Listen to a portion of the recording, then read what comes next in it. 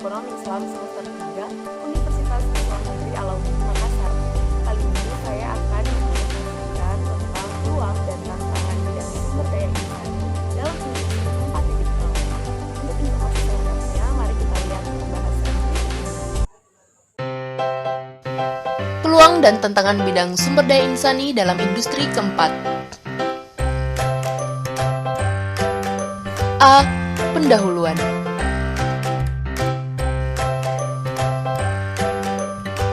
Perkembangan teknologi di setiap zaman selalu memberikan pengaruh terhadap kehidupan manusia. Revolusi industri pertama dimulai pada tahun 1784 ditandai dengan penggunaan mesin uap dalam industri. Menurut Klingeberg, pada tahun 2017, revolusi industri pertama terjadi sekitar tahun 1784 hingga 1870 dengan fenomena yang ditandai dengan perubahan penggunaan hewan ternak sebagai penggerak berubah menjadi mesin-mesin yang digerakkan oleh uap air dan batu bara. Perkembangan pabrik-pabrik dengan mesin-mesin baru, terutama mesin tenun, yang sebelumnya tidak ada membuat tata kehidupan perekonomian di bidang pertanian, manufaktur, pertambangan, transportasi, dan teknologi, serta memiliki dampak yang mendalam budaya di dunia bergerak sangat cepat dibanding sebelumnya dan menjadi catatan sejarah peradaban manusia. Revolusi industri kedua dimulai pada tahun 1870 ditandai dengan penggunaan mesin produksi massal bertenaga listrik atau minyak. Perkembangan teknologi mesin-mesin dengan tenaga uap dan batu bara pada era revolusi industri pertama itu kemudian berkembang lagi dengan ditemukannya listrik pada awal tahun 1900-an, tepatnya antara 1870 hingga 1969. Hal ini disebut sebagai awal dimulainya revolusi industri kedua. Pada era ini, perkembangan manufaktur yang digerakkan oleh mesin-mesin bertenaga listrik untuk produksi barang secara massal semakin berkembang ke berbagai belahan dunia, tidak saja di Eropa, tetapi juga berkembang ke Amerika Serikat dan Asia, khususnya di Jepang, yang mulai mengembangkan berbagai industri termasuk industri perkeretaapian, logam, dan kimia. Revolusi industri ketiga dimulai pada tahun 1969 ditandai dengan penggunaan teknologi informasi dan mesin otomatis. Menurut Klingeberg pada tahun 2017, pada tahun 1969 dimulailah era industri baru yang disebut dengan era revolusi industri ketiga. Era ini ditandai dengan perkembangan industri yang tidak ditandai dengan perubahan sumber energi, tetapi dengan menggunakan elektronik dan internet sebagai bagian dari otomatisasi pabrik. Kembali lagi, revolusi industri ketiga ini dipimpin oleh Amerika Serikat dan beberapa pemain penting dari Eropa dan Asia, seperti Jepang, Korea, dan Cina. Era ini ditandai dengan berkembangnya kegiatan penelitian dan pengembangan atau Research and Development R&D, terutama untuk komputer, chips, dan internet. Selanjutnya, revolusi industri keempat. Diperkenalkan pada tahun 2011, ditandai dengan mesin terintegrasi jaringan internet. Perkembangan ilmu pengetahuan dan teknologi tetap mendorong manusia untuk mendapatkan hal-hal yang lebih baik dalam kehidupannya. Perkembangan industri pertama sampai ketiga tetap berjalan seiring dengan keinginan manusia untuk mempermudah kehidupannya dan memenuhi kebutuhan hidup yang semakin kompleks juga. Hal inilah yang mendorong timbulnya istilah revolusi industri keempat atau sering juga disebut dengan industri 4.0.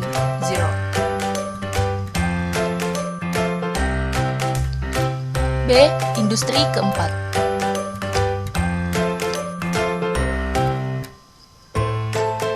Istilah industri keempat sendiri secara resmi lahir di Jerman, tepatnya saat diadakan Hannover Fair pada tahun 2011. Konsep revolusi industri atau dikenal juga dengan Industri 4.0 diperkenalkan oleh Profesor Klaus Schwab, seorang ekonom terkenal dunia asal Jerman, pendiri dan ketua eksekutif World Economic Forum atau WEF, yang menuliskannya dalam bukunya berjudul The Fourth Industrial Revolution. Kebijakan industri keempat di Jerman tersebut bertujuan untuk mempertahankan Jerman agar selalu menjadi yang terdepan dalam dunia manufaktur.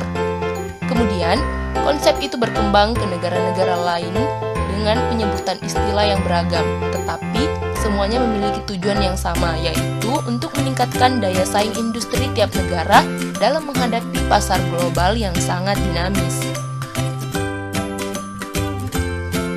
Beberapa istilah yang terkait dengan implementasi dan strategi industri keempat ini.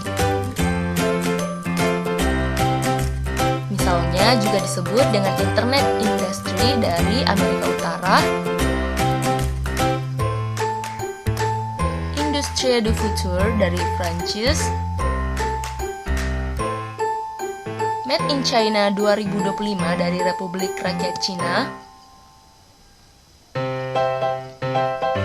Factories of the Future di Eropa, Smart Industry di Belanda dan Swedia,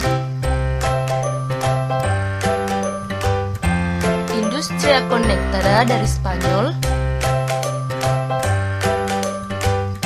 Piano Nazionale Industria 4.0 dari Italia, Super Smart Society dari Jepang,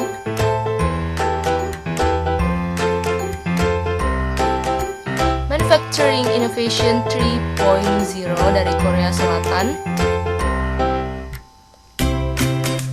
Taiwan Productivity 4.0 Initiative dari Taiwan, Make in India dari India,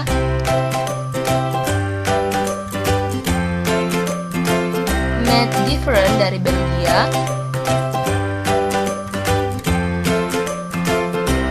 Production der Zukunft dari Austria, dan 11 Malaysia Plan dari Malaysia.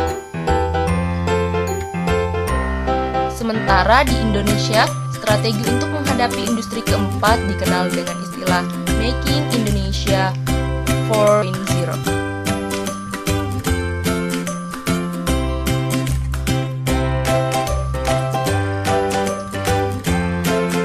Inflasi pada tahun 2014 menyatakan industri keempat menggambarkan peningkatan digitalisasi dan otomatisasi lingkungan manufaktur serta penciptaan rantai nilai digital untuk memungkinkan komunikasi antara produk, lingkungan mereka, dan mitra bisnis.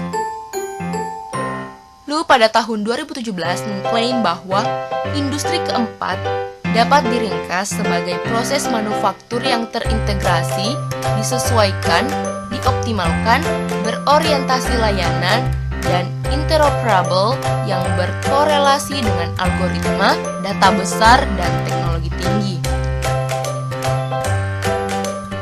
Pada prinsipnya, dari pengertian di samping dapat dikatakan bahwa industri keempat adalah masa terjadinya perubahan atau transformation, rantai nilai atau value chain, industri yang berbasis teknologi digital, automatisasi, dan integrasi teknologi informasi dan telekomunikasi dengan seluruh proses produksi dan pelayanan industri.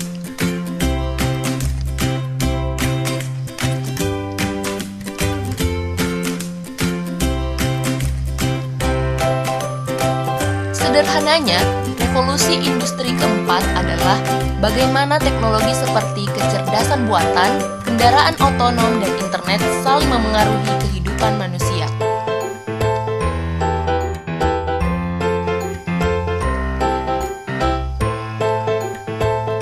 The World Economic Forum atau WEF telah menyatakan bahwa paradigma revolusi industri keempat memiliki karakter yang ditandai oleh perpaduan teknologi yang mengaburkan garis antara bidang fisik, digital, dan biologi. Teknologi saat ini, termasuk kecerdasan buatan, artificial intelligence atau AI, robotika, Internet of Things atau IoT, kendaraan otonom, pencetakan 3D, nanoteknologi, bioteknologi, ilmu material, penyimpanan energi, dan komputasi kuantum. Berbeda dengan revolusi industri sebelumnya, revolusi industri generasi keempat ini memiliki skala, ruang lingkup, dan kompleksitas yang lebih luas. Kemajuan teknologi baru yang mengintegrasikan dunia fisik, digital, dan biologis telah mempengaruhi semua disiplin ilmu, ekonomi, industri, dan pemerintah.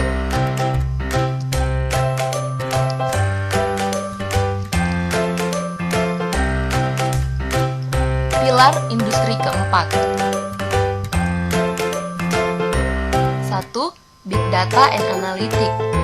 Analisis berdasarkan kumpulan data besar baru muncul baru-baru ini di dunia manufaktur yang mengoptimalkan kualitas produksi, menghemat energi, dan meningkatkan layanan peralatan. 2. Autonomous Robots. Robot-robot ini lebih otonom, fleksibel, dan kooperatif. Mereka dapat berinteraksi satu sama lain dan bekerja dengan aman bersama manusia dan belajar dari mereka. Apalagi mereka memiliki jangkauan kemampuan yang lebih besar daripada yang digunakan dalam manufaktur saat ini. 3. Simulation.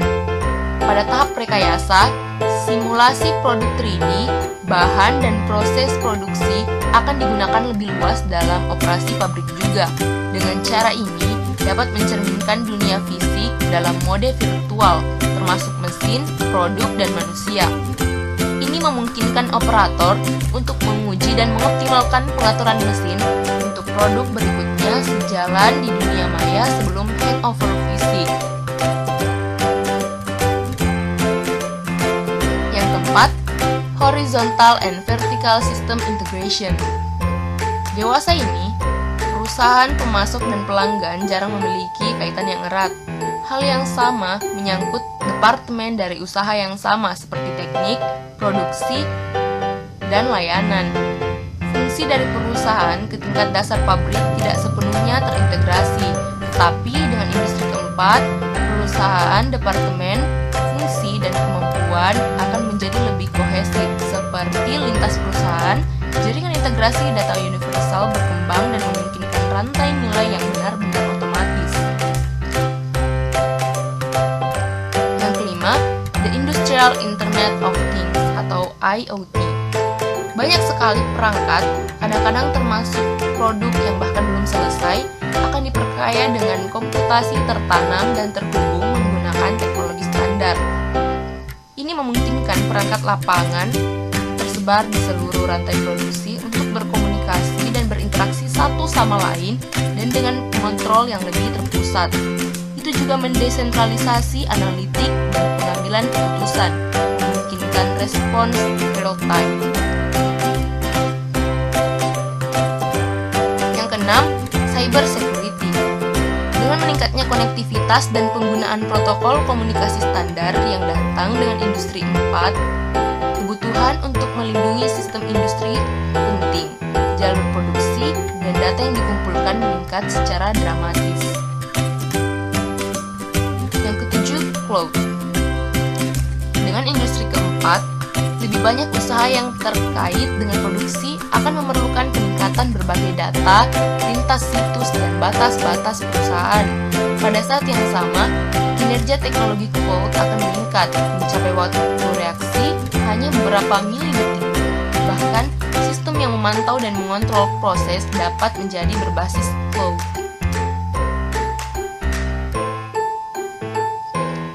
Yang kedelapan, additive manufacturing. Dengan pencetakan 3D, perusahaan akan dapat mewujudkan prototype dan komponen individu yang lebih cepat. Tetapi juga sejumlah kecil produk yang disesuaikan. Pencetakan 3D dapat didesentralisasi, mengurangi jarak transportasi dan stok di tangan. Dan yang kesembilan, augmented reality. Sistem ini mendukung berbagai layanan seperti memilih bagian di gudang dan mengirim instruksi perbaikan melalui perangkat seluler. Sistem ini seringkali tertanam dalam perangkat yang dapat dipakai, dapat memberi pekerja informasi real time untuk ditingkatkan.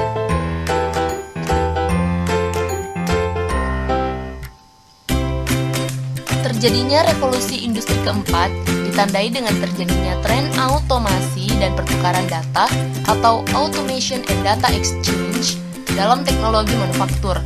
Hal ini termasuk Cyber Physical System atau CPS, IoT, dan Cloud Computing.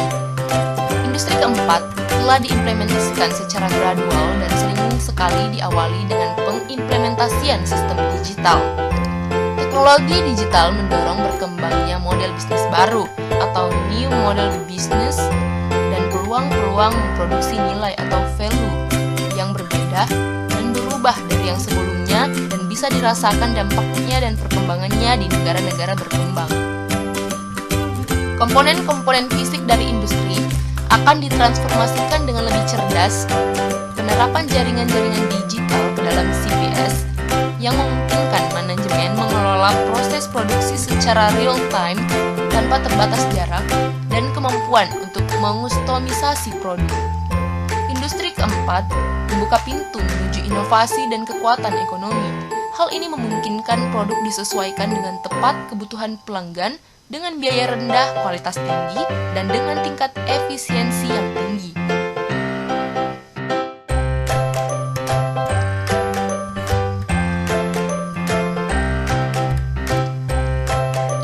Menurut Nagy, pada tahun 2018, revolusi industri keempat didasarkan pada data. Cara itu membuat data dapat dikumpulkan dan dianalisis dan digunakan untuk membuat keputusan yang tepat dan berkembang. Dan inilah telah menjadi faktor yang kompetitif.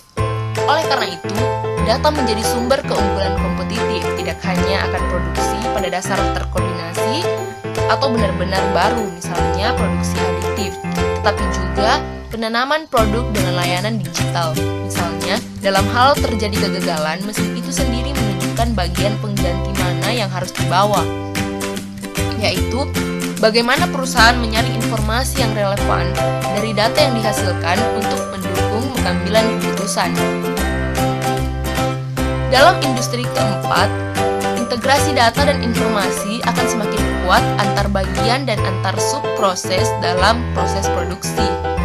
Terjadinya integrasi vertikal, integrasi horizontal, dan integrasi rekayasa atau engineer digital akan sangat terasa dalam era ini. Dan Deloitte pada tahun 2015 menambahkan satu karakteristik lainnya, yaitu terciptanya akselerasi melalui exponential technologies. Pendekatan ini menimbulkan model bisnis baru. Integrasi horizontal.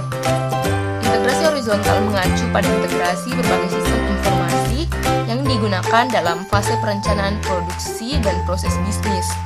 Sistem itu mencakup pertukaran bahan, energi, dan informasi di dalam perusahaan seperti logistik internal, produksi, pemasaran, atau di antara perusahaan yang berbeda.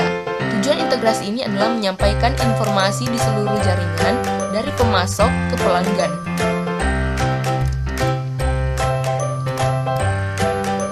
Integrasi vertikal.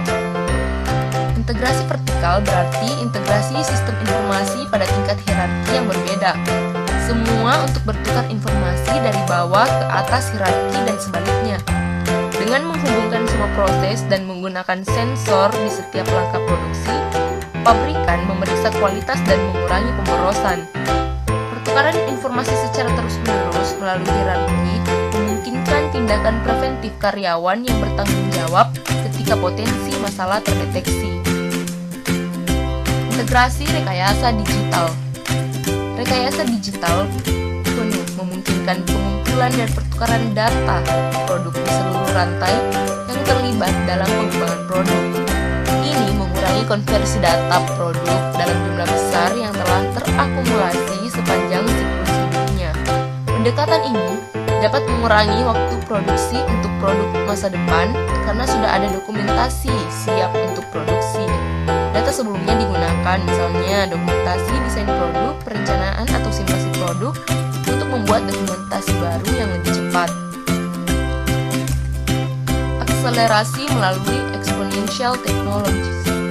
Salah satu karakteristik industri keempat ini juga adalah sebuah terciptanya katalis atau pendorong akselerasi yang memungkinkan terjadinya solusi secara individual atau individualized solution solution, fleksibilitas atau flexibility, dan penghemat biaya atau cost saving dalam proses industri. Menurut Chandrawinata pada tahun 2016, setidaknya ada 3 hal yang membedakan revolusi industri keempat dibanding revolusi industri sebelumnya.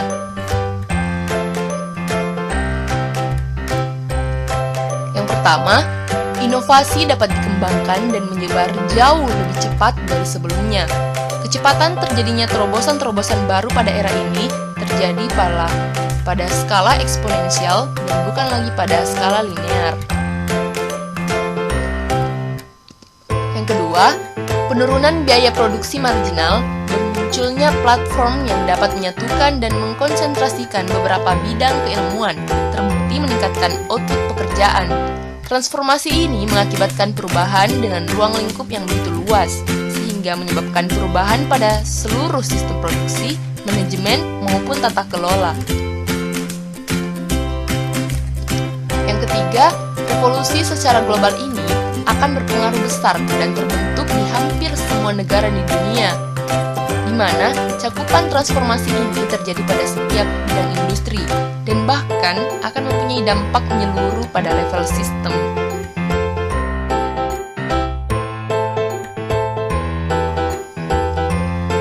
Fitur-fitur industri keempat: integrasi horizontal, vertikal, dan digital dari keseluruhan sistem. Bidang utama integrasi akan terlihat dalam berbagai bentuk seperti standarisasi atau sehingga perusahaan akan mudah terhubung satu sama lain, pengelolaan sistem yang kompleks, perlu untuk mengembangkan dan menerapkan model dan metode baru, infrastruktur yang komprehensif, jaringan informasi berkualitas tinggi, koneksi internet, keamanan dan privasi atau perlindungan data, organisasi kerja dan desain, peran karyawan diubah, mereka lebih terlibat, kemajuan lebih baik, dan ada pembelajaran seumur hidup. Kerangka hukum atau harmonisasi kerangka hukum dan penggunaan sumber daya yang efektif atau potensi penghematan bahan baku dan energi. C. Dampak umum industri keempat.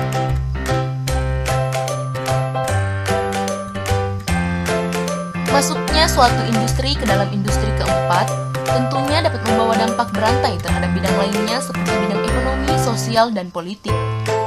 Bagaimanapun, perubahan yang terjadi dalam satu bidang kehidupan manusia biasanya akan diikuti dengan perubahan pada bidang lainnya yang saling terkait dan saling mempengaruhi. Hal ini juga semakin didorong oleh kemajuan teknologi informasi dan telekomunikasi dalam dunia global.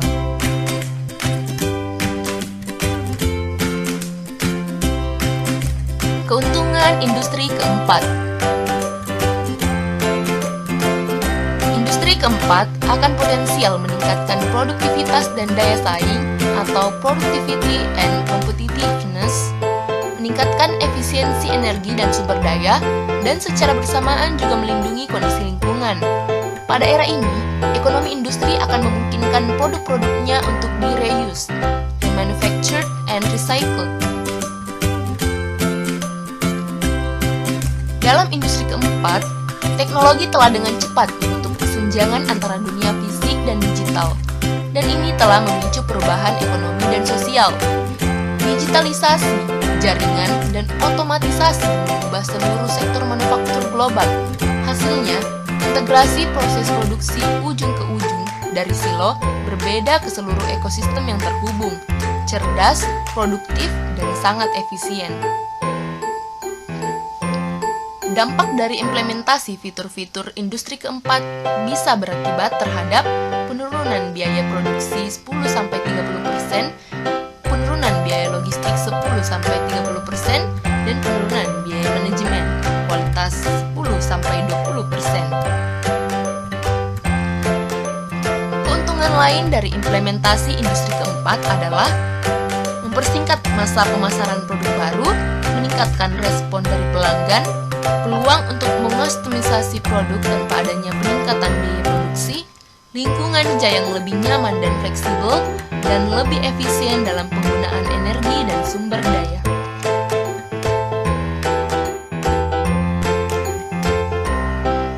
Bagian industri keempat.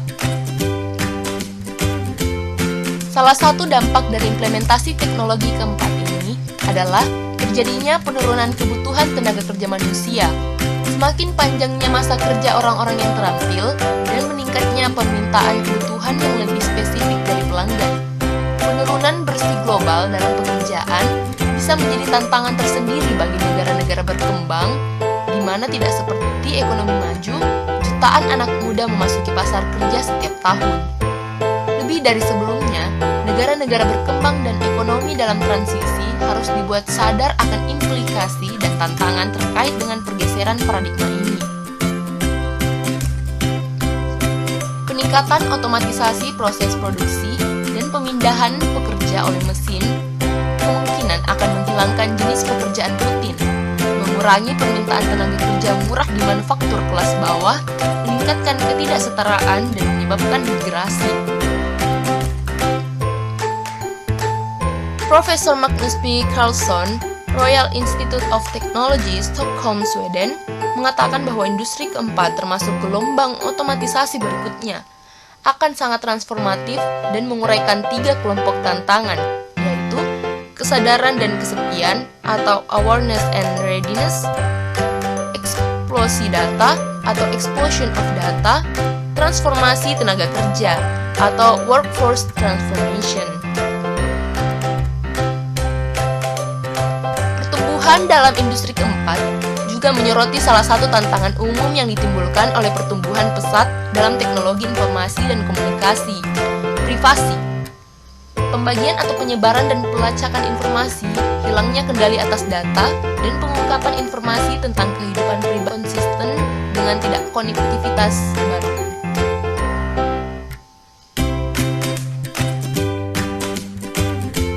D. Kompetensi sumber daya insani dalam menghadapi industri keempat.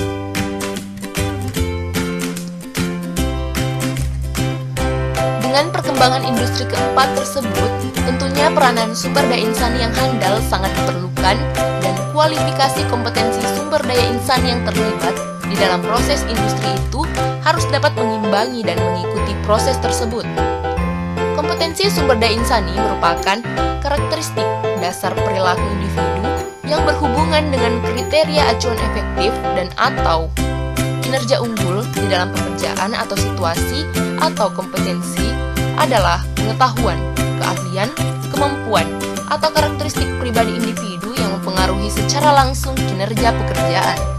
Tentunya, kualifikasi kompetensi sumber daya insani yang diperlukan ini sangat terkait dengan seberapa jauh sebuah perusahaan atau pabrik atau organisasi mengimplementasikan fitur-fitur industri keempat tersebut dalam operasionalnya.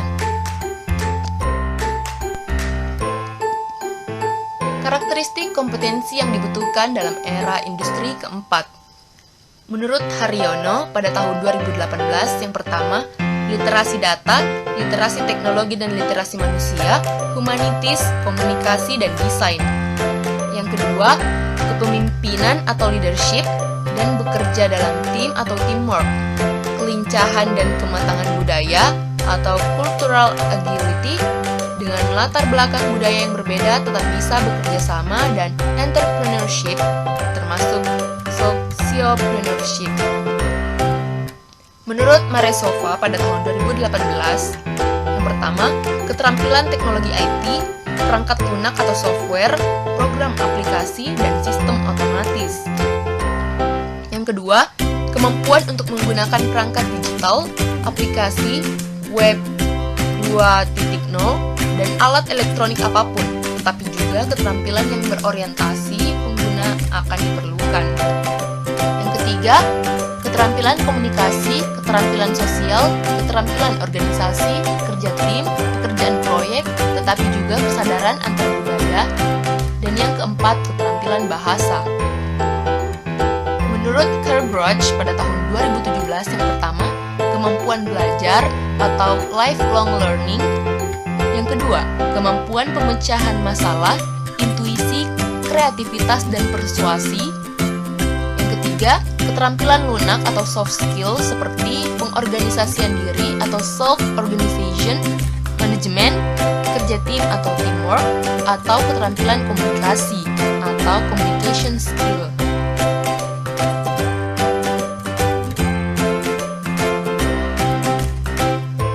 Menurut Savaun, pada tahun 2018, yang pertama, etos kerja atau karakter atau soft skill. Yang kedua, penguasaan teknologi dasar, komputer atau smartphone, dan teknologi informasi. Yang ketiga, penguasaan teknologi yang bersifat teknis, sederhana bagi pekerja jasa cleaning service, asisten rumah tangga, dan sebagainya. Yang keempat, kemampuan problem solving bagi lulusan perguruan tinggi. Yang kelima, bahasa asing atau bahasa Inggris bagi tenaga pariwisata, guide, hotel atau restoran, konstruksi, dan sebagainya. Menurut Zibowska dan Lipika pada tahun 2017, yang pertama, kreativitas, yang kedua, entrepreneurship skill, yang ketiga, pemecahan masalah atau problem solving skill, yang keempat, pemecahan konflik atau conflict solving skill, yang kelima, pengambilan keputusan atau decision making, yang keenam, analytical skill, yang ketujuh, research skill, yang kedelapan, efficiency orientation, dan menurut Smith pada tahun 2017, yang pertama, technical skill, kemampuan pengontrolan, monitoring, dan penanganan gangguan, pengambilan keputusan, dan analisis data. Yang kedua, data dan IT skill, penanganan data sistem, pengembangan program, desain. Dan yang ketiga, sistem programming dan data security.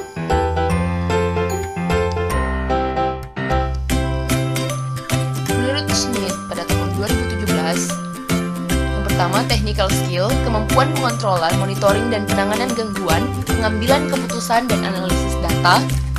Yang kedua, data and IT skill, penanganan data sistem, pengembangan program, desain. Yang ketiga, sistem programming dan data security.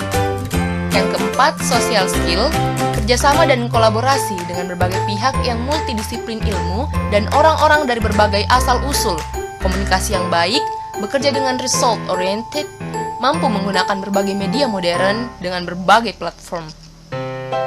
Yang kelima, personal skill, bertanggung jawab, kapabilitas analisis berpikir yang kuat, problem solver mindset, dan kontrol pengorganisasian diri. Menurut Prifty pada tahun 2017, yang pertama, technical skill, keterampilan berkomunikasi atau communication skill, termasuk di dalamnya kemampuan literasi, intercultural competency, presentation ability. Yang kedua, social skill, kolaborasi, compromising, dan negosiasi, emotional intelligence, teamwork, analytical skill, project management, environment awareness, customer orientation, business network, kepemimpinan dan pengambilan keputusan, dan problem solving. Yang ketiga, technological skill, pengetahuan ekonomi, service orientation, business process, change management, digital security, data and network, end-to-end communication. Dan yang keempat, modeling and programming, cloud computing, statistic, and sementara itu, Kementerian Perindustrian dan Perdagangan menyatakan bahwa di masa industri keempat ini akan ada 3 elemen kompetensi, ability, basic skill, dan cross-functional skill yang sangat berperan bagi sumber daya insani untuk dapat bersaing atau menjadi spesifikasi yang dibutuhkan dalam pekerjaan di era industri keempat seperti pada gambar berikut ini. Kemampuan atau ability terdiri dari kemampuan kognitif fleksibilitas, kreativitas, logika berpikir, sensitivitas terhadap problem, logika matematika, visualisasi, kemampuan fisik, sehat dan kuat, ketangkasan manual, dan presisi. Keterampilan dasar atau basic skill, keterampilan konten atau content skills, pembelajaran aktif atau active learning, oral expression atau kemampuan berbicara, kemampuan literasi atau reading comprehension, ekspresi menulis atau writing expression, dan literasi ICT. Keterampilan proses atau process skill, active listening kritis, critical thinking, monitoring diri dan orang lain atau monitoring self and others, Dan yang ketiga, keterampilan lintas fungsi atau cross-functional skill. Keterampilan sosial atau social skills, koordinasi dengan orang lain, emotional intelligence, negosiasi, persuasi, orientasi pelayanan atau service orientation, pelatihan dan pengajaran orang lain. Yang kedua, keterampilan sistem 1 atau system skills. Pengambilan keputusan, analisis sistem. Yang ketiga, keterampilan penyelesaian masalah kompleks atau complex problem solving skills. Penyelesaian masalah secara kompleks. Manajemen sumber daya atau resource management skills. Manajemen sumber daya keuangan, manajemen material, manajemen sumber daya insani, manajemen waktu.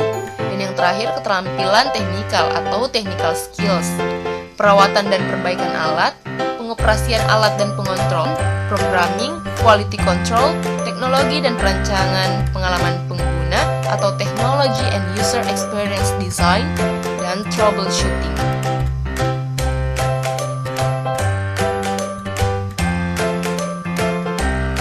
World Economic Forum menyimpulkan bahwa pada tahun 2020 akan ada 10 keterampilan yang utama dalam era industri keempat seperti yang terlihat di bawah ini. Yang pertama, complex problem solving atau pemecahan masalah yang rumit. Yang kedua, critical thinking atau berpikir kritis. Yang ketiga, creativity atau kreativitas. Yang keempat, people management atau manajemen manusia. Yang kelima, coordinating with others atau koordinasi dengan orang lain. Yang keenam, emotional intelligence atau kecerdasan emosional. Yang ketujuh, judgment and decision making atau pengambilan keputusan. Yang kedelapan, selfish orientation atau orientasi layanan. Yang kesembilan, negotiation atau keterampilan negosiasi. Dan yang ke-10, cognitive flexibility.